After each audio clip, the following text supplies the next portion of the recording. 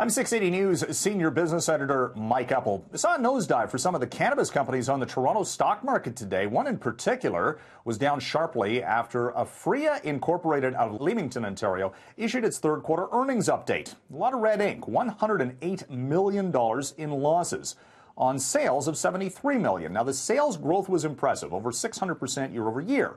But Aphria took a write-down on its holdings in Latin America. It had seen some criticism earlier this year about what it had paid for those properties in the first place, and it's writing down the values by $50 million. So that was part of the reason why there was as big of a loss for Aphria in its third quarter. It also announced that Green Growth Brands is ending plans for a hostile takeover bid.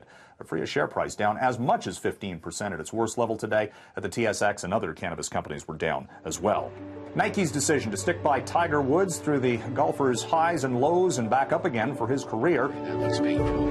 Yeah, that shot took a toll on his back. Paying off handsomely for the athletic equipment company. Had an ad ready to go as Woods won his fifth green jacket at the Masters in Augusta, Georgia over the weekend.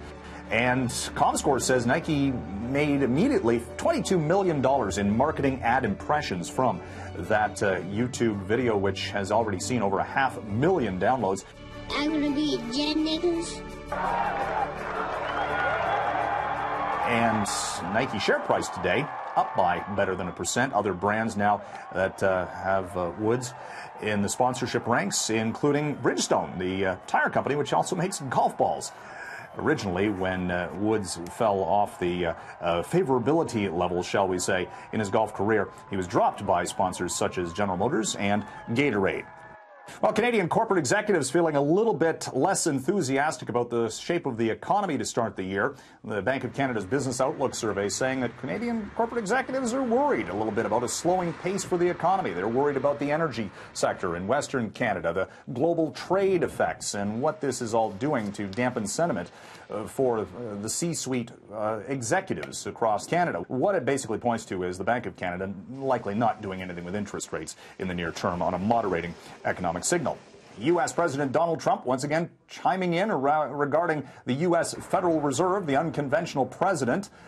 Typically not expected to talk about interest rate policy, but that was what he was doing again on the weekend with a tweet that criticized his own appointee as the chairman, Jay Powell, was raising interest rates last year. Trump saying that the market would be a lot better had they not been raising interest rates aggressively, and so would the U.S. economy.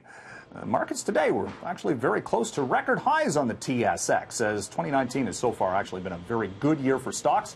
TSX coming within range of its record in the Monday trading session.